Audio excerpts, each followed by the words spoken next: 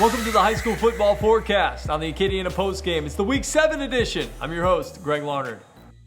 All right, let's look back at week number 6 as we push towards week 7, and we're going to talk about a player of the week from week 6, somebody who balled out in week 6, and I got to give it to Southside Sharks quarterback Dylan Monette. He balled out. He was 28 for 43 last week for about 430 yards and 5 passing touchdowns in a come-from-behind win against Sulphur last week, 38-35. The Sharks now 4-2 on the season.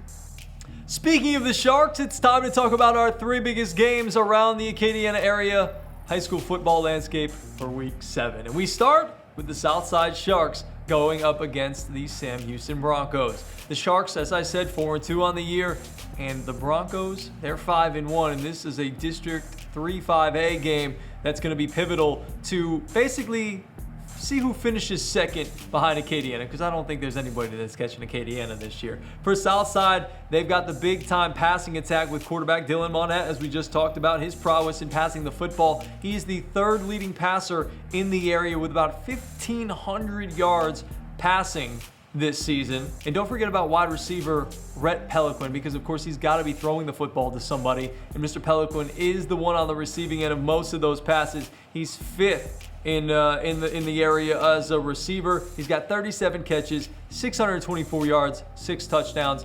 That was what makes this offense so good, that passing attack for the Sharks. How about on the Broncos side? Their lone loss came in week 3 to Karen Crow. Since then, they've rattled off 3 straight wins in a row, and they beat Barb last week 31-28. And their offense is averaging 38 points per game. Their defense only allowing 24 points per game. This should be a good matchup between 2 good district opponents.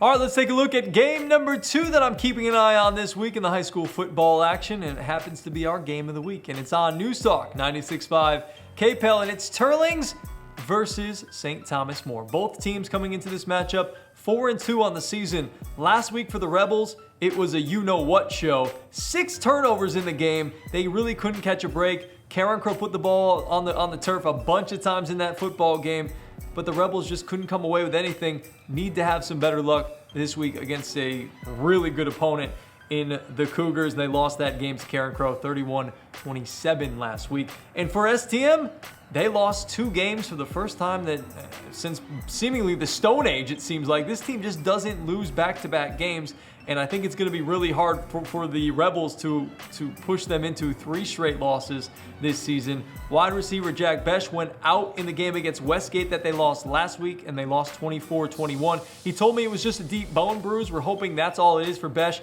and he can get his way back onto the field this week against Teurlings. That's going to be huge for their offense. And the Rebels, Coach Dane Chaponche has come out and said he's expecting this team to fight like a concerned animal this week in the Cougars, because they have been wounded a little bit the last 2 weeks as they've dropped 2 in a row. And our final thing to watch out for this week, it's not actually a game, but it's what's happening within a specific matchup. And it's a game between Church Point and Northwest. Church Point 3-2 on the year, Northwest just 2-4. But what I'm watching out for is Bears running back Rodney Dupuis, as he's just 11 yards shy of the all-time rushing record in Church Point history. That record held by Tony Citizen when he set that record back in the 80s. Dupuis, he's been a stud since his freshman year when he rushed for 1,300 yards, 12 touchdowns, but his best season came as a sophomore, where he rushed for about 1,800 yards, 20 touchdowns on 200 carries. I mean, not too bad. Here's a fun fact for you. Also, his mother, Mila Citizen, is a close cousin of Tony Citizen, the man who currently holds the rushing record for the Church Point Bears. So hopefully he'll be in attendance, and it'll be a great family affair this weekend at Northwest, and what it should be a pretty good game between these 2 teams. And that's going to do it here on the Acadiana Postgame Show High School Football Forecast, week number 7. Enjoy the matchups. I'm your host, Greg Larnard.